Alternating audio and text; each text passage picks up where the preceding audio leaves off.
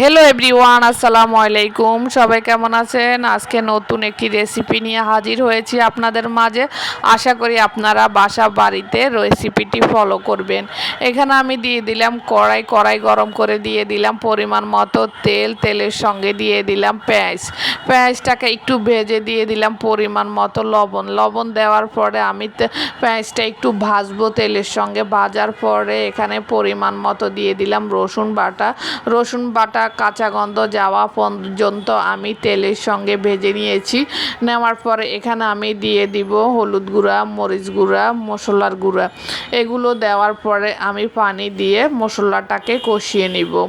এখন তো কাঁঠালের সিজন, কম বেশি কাঁঠাল সবাই বাসা বাড়িতে আছে। তবে কাঁঠালের বিচিটা বেশিরভাগ মানুষ পছন্দ করে। কাঁঠাল যদি নাও খায় কিন্তু বিচিটা অনেকে পছন্দ করে। এই জন্য ভাবছি এই রেসিপিটা আপনাদের সাথে শেয়ার করি, আপনাদের কাজে আসতে পারে। তো এখানে এই যে আমি যখন হলুদ গুঁড়া, মরিচ গুঁড়া মশলার সঙ্গে দিয়েছি, এখন পরিমাণ মতো দিয়ে দিলাম পানিটাকে আমি কষিয়ে নিব ভালো করে।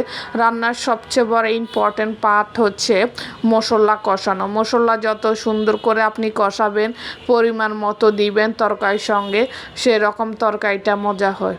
তো মশলা কষানো হওয়ার পরে আমি দিয়ে দিলাম কাঁঠালের বিচিটা আগে দেওয়ার কারণ হচ্ছে কাঁঠালের বিচি অনেক শক্ত, এজন্য কাঁঠালের বিচিটা আমি আগে সিদ্ধ করে নিব। এরপরে দিয়ে দিলাম লবণ, স্বাদ অনুযায়ী লবণ দেওয়ার পরে দিয়ে দিলাম পরিমাণ মতো চিংড়ি মাছ।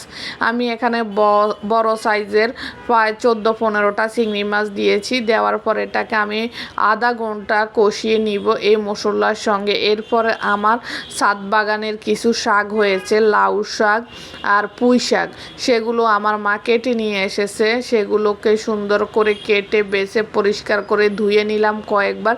এখন এর সঙ্গে দিয়ে রান্না করব। আমাদের লক্ষ্মীপুর জেলায় এই রান্নাগুলো খুব ভালো চলে। এখন কেউ চিংড়ি মাছ দিয়ে রান্না করবে, কেউ মাছের মাথা দিয়ে করবে, কেউ শুটকি দিয়ে রান্না করবে। এখন সবাই কাঁঠালের বিচি দিয়ে অনেক তরকারি রান্না করবে। আমরাও খাই, আমাদের ঐতিহ্য এরকম। তো এখানে আমি শাকগুলো দেওয়ার পরে শাকটা কষানোর জন্য আমি ঢাকনা দিয়ে দিলাম। ঢাকনার আমি দিব না, যদি ঢাকনা দিই তাহলে শাকের কালারটা নষ্ট হয়ে যাবে, সবুজ কালার চলে যাবে। এই জন্য আর ঢাকনা দিব না। শুধু এখানে আমি পরিমাণ মতো জলের পানি দিয়েছি। আমি বেশি পানি রাখবো না, এটা কমিয়ে ফেলবো। একবার মাখা রাখবো। ঠান্ডা পানি কখনো দিবেন না তরকারির মধ্যে। ঠান্ডা পানি দিলে তরকারির স্বাদটা নষ্ট হয়ে যায়। এখানে আমি দিয়ে দিলাম পেঁয়াজের বাগার। আমার তরকারিটা একবারে জাল হয়নি, এজন্য একটু মরিচের চুনা দিয়েছি বাগারের সঙ্গে, দিয়ে সরাসরি তরকারির মধ্যে ঢেলে দিয়েছি। এখন আমার তরকারিটা আমি ঢেলে নিব পাতিলের মধ্যে। আমি সবসময় কড়াইয়ের মধ্যে রান্না করে পাতিলের মধ্যে পরে ঢেলে নিই।